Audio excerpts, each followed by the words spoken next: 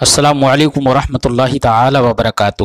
مرکز اہل سنت جامعہ رضویہ منظر اسلام کے یوٹیوب چینل ہم سبق درس نظامی میں آپ کا خیر مقدم ہے۔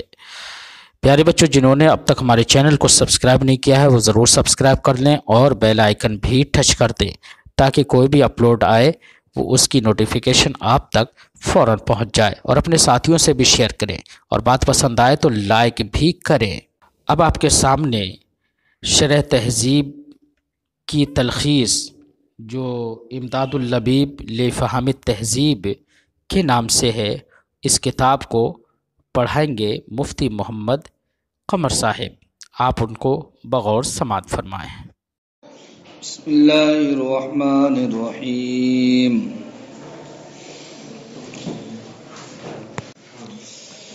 وتحقق ذلك بمثال، ما قبل میں آپ نے جانا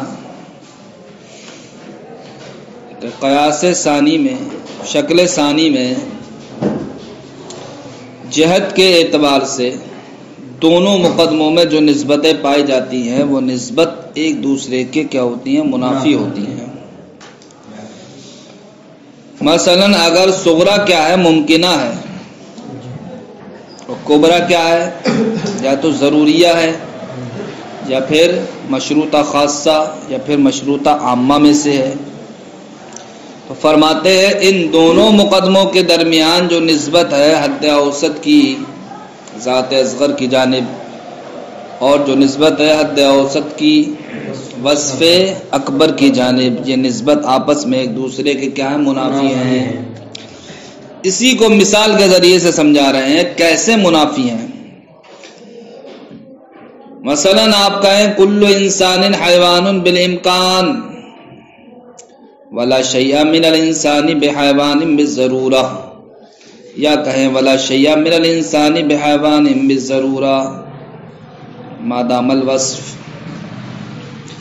یہاں پر آپ دیکھیے یہ قیاس کیا ہے؟ شکل ثانی ہے، اس لیے کہ دونوں میں حد اوسط کیا ہے؟ معمول موضوع کی جگہ ہے، دونوں میں حد اوسط موضوع کی جگہ ہے۔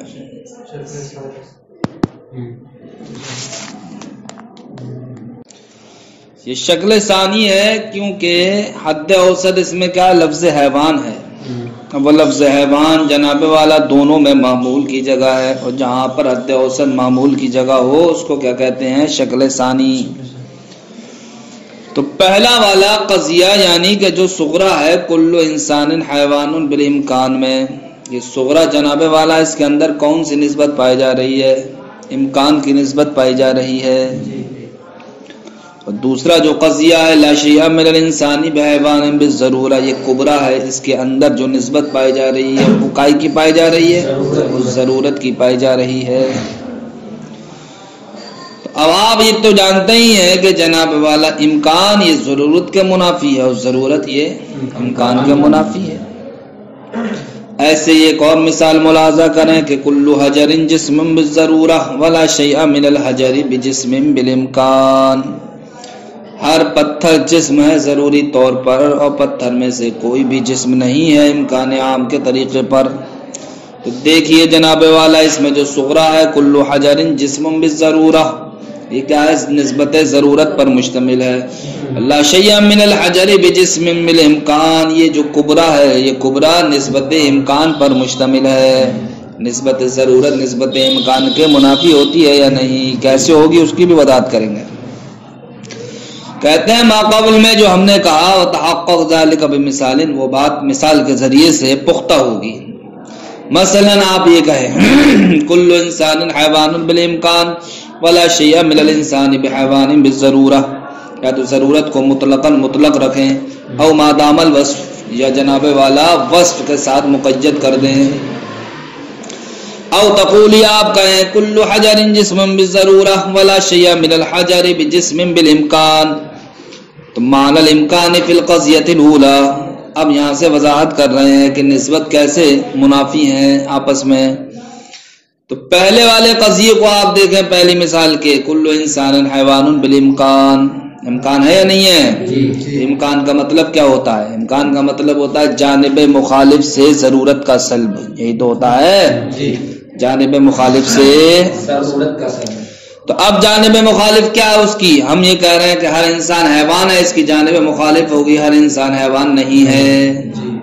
اب اس نہیں ہے میں ضرورت کا ہم سلب کریں تو مطلب ہوگا ہر انسان کے لیے حیوان کا نہ ہونا ضروری نہیں ہے، حیوان کا نہ ہونا ضروری نہیں ہے۔ تو دیکھو پہلے والے قضیے سے ہم کو کیا پتہ چلا؟ انسان کے لیے حیوانیت کا سلب ضروری نہیں ہے، انسان سے حیوانیت کا سلب ضروری نہیں ہے۔ لیکن دوسری والی مثال میں کیا کہا جا رہا ہے؟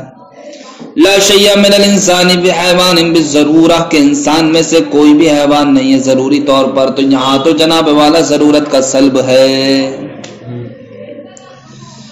تو وہاں پہلے والے قضیے میں جناب والا انسان سے حیوانیت کا سلب ضروری نہیں ہے اور یہاں پر ضروری ہے، تو نہیں اور ہے میں کوئی فرق نہیں ہے کیا؟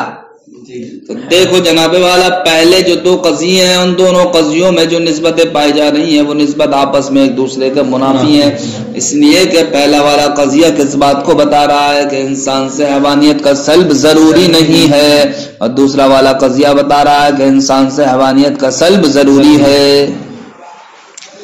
ایسے ہی تیسرے والے قضیے میں آئیے آپ، کیا کہا آپ نے؟ کل حجر جسم بالضرورہ، کہ ہر پتھر جسم ہے ضروری طور پر۔ تو یہاں پر آپ نے کیا حکم لگا دیا؟ ہر پتھر کے لیے جسم ہونا ضروری ثابت کر دیا، پتھر کے لیے جسم ہونا ضروری ثابت کر دیا۔ لیکن دوسرے والے قضیے میں آپ نے کیا کیا؟ لا شیء من الحجر بجسم بالامکان، کہ پتھر میں سے کوئی بھی جسم نہیں ہے امکان عام کے طریقے پر۔ امکان کی قید لگائیے، اور امکان میں کیا ہوتا ہے؟ جانب مخالف سے ضرورت کا سلب ہوتا ہے۔ تو اب جانب مخالف کیا بنے گی؟ لا شیء من الحجر بجسم کی، لا شیء من الحجر بجسم کا مطلب ہے کہ پتھر میں سے کوئی بھی جسم نہیں ہے، تو ہم یہ کہیں گے کیا پتھر کیا ہے؟ جسم ہے۔ اب ہم کہیں گے پتھر کا جسم ہونا ضروری نہیں ہے، پتھر کا جسم ہونا ضروری نہیں ہے۔ تو اب دیکھو بھائی دوسرے والے قضیے سے نسبت ہم کو یہ حاصل ہو رہی ہے کہ پتھر کا جسم ہونا ضروری نہیں ہے، پتھر کا جسم ہونا ضروری نہیں ہے۔ لیکن پہلے اس کے پہلے والے قضیے سے ہمیں کیا نسبت حاصل ہوئی؟ کہ پتھر کا جسم ہونا ضروری ہے۔ تو دیکھو یہ آپس میں ایک دوسرے کے نسبت منافی ہوئی یا نہیں؟ فرماتے ہیں معنی الامکان فی القضیۃ الاولی، تو پہلے والے قضیے میں امکان کا معنی یہ ہے کہ ان سلب الحیوانیت، کہ حیوانیت کا سلب من الانسان، انسان سے لیسا بضروری، جن ضروری نہیں ہے۔ ومعنی القضیۃ الثانیہ، لیکن دوسرا والا قضیے کا معنی کیا ہے؟ کہ ان سلب الحیوانیت، کہ حیوانیت کا سلب من الانسان، انسان سے ضروری، جن ضروری ہے۔ فالمنافات واضحۃ، تو دونوں کے درمیان منافات واضح ہے۔ والحکم فی الثالثۃ بضرورت الجسمیت للحجر، اور جناب والا تیسرے والے قضیے میں حکم پتھر کے لیے جسمیت کی ضرورت کا ہے۔ اور پھر رابع لیکن چوتھے والے قضیے میں بأن ایجاب الجسمیت، بئی طور کہ جسمیت کا ایجاب پتھر کے لیے لیسا بضروری، جن ضروری نہیں ہے۔ ولا تخفى المنافات ها هنا ايضا، یہاں پر بھی آپ پر منافات مخفی نہیں ہے۔ تو حاصل کلام یہ نکلا جو شکل ثانی کی ضروب منتجہ کے لیے جہت کے اعتبار سے شرط ہے، اس شرط کا ماحصل اور نچوڑ یہ ہے کہ صغرا اور کبرا میں پائی جانے والی نسبت کیا ہوگی؟ یہ ایک دوسرے کے منافی ہوگی۔ صغرا اور کبرا میں پائی جانے والی نسبت ایک دوسرے کے منافی ہوگی۔ فثبت، تو ثابت ہو گیا ان شروط الجہت فی الشکل الثانی، کی شکل ثانی میں جہت کی شرط اذا تحققت، جب متحقق ہوگی، تحققت المنافات، تو اس وقت منافات کیا ہو جائے گی؟ متحقق ہو جائے گی۔ کس کے درمیان؟ بین نسبت الاوسط الی ذات الاصغر، اس نسبت کے درمیان جو نسبت حد اوسط کی ذات اصغر کی جانب ہے، وبین نسبت الاوسط، اور اس نسبت کے درمیان جو حد اوسط کی نسبت الی وصف الاکبر، وصف اکبر کی جانب ہے۔ تو اب شکل ثانی کی جہت کے اعتبار سے جو شرط نکل کے آئی وہ یہ ہے کہ شکل ثانی جہت کے اعتبار سے نتیجہ اس وقت دے گی جب کہ جناب والا صغرا اور کبرا میں پائے جانے والی نسبت آپس میں ایک دوسرے کے کیا ہو؟ منافی۔ تو کہتے ہیں وَإِلَى هَذَا اشارہ، تو اسی کی جانب تو اشارہ کیا مصنف کے اس قول نے، مع منافات نسبت وصف الاوسط الى وصف الاکبر لنسبت الى ذات الاصغر. اس عبارت کا یعنی کہ ضابطے کی جو شق ثانی تھی، اس شق ثانی کا آخری جز بھی اسی بات کو بتا رہا ہے کہ وصف اوسط کی نسبت منافی ہو، وصف اوسط کی نسبت منافی ہو کس کے؟ کہ جو وصف اکبر کی جانب کی گئی ہے اس نسبت کے. کیوں؟ لنسبت الى ذات الاصغر، وصف اوسط کی ذات اصغر کی جانب نسبت کرنے کی وجہ سے. تو جو ماقبل میں ہم شرط شکل ثانی کی جہت کے اعتبار سے لگا کے آئے، اسی شرط کو جناب والا مع منافات نسبت وصف الاوسط الى وصف الاکبر لنسبت الى ذات الاصغر، یہ عبارت جو ضابطے کی ہے یہ عبارت اس شرط کو شامل ہے. لہذا جب یہ عبارت شکل ثانی کی جہت کے اعتبار سے شرائط کو بھی شامل ہو گئی تو اب صرف اور صرف یہی تو بچی تھی شکل ثانی جہت کے اعتبار سے ضابطے کی شمولیت میں. تو اب ضابطہ جناب والا اشکال اربع کے تمام شرائط کو شامل ہو گیا یا نہیں ہو گیا؟ والتعبیر بوصف الاوسط، اب یہاں سے ایک بات یہ بتاتے ہیں کہ حد اوسط کی جو نسبت کس کی جانب ہوئی؟ ذات اصغر کی جانب ہوئی. تو اس کا نام وصف اوسط کیوں رکھا؟ اس کا نام وصف اوسط کیوں رکھا؟ تو فرماتے ہیں لأن الاوسط محمول، اس لیے کہ صغرا میں حد اوسط کیا ہے؟ محمول ہے. یا یہ کہیں آپ کہ حد اوسط جناب والا محمول ہے فی کلتا المقدمتین، صغرا اور کبرا دونوں ہی مقدموں میں.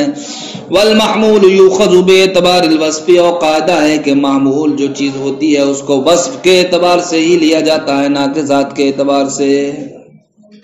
اس لیے حد اوسط کی جو نسبت ہوئی ذات اصغر کی جانب، اس نسبت کا نام کیا رکھا؟ وصف اوسط، کیونکہ یہ کیا معمول ہے اور معمول کو وصف کے اعتبار سے اخذ کیا جاتا ہے، نہ کہ ذات کے اعتبار سے.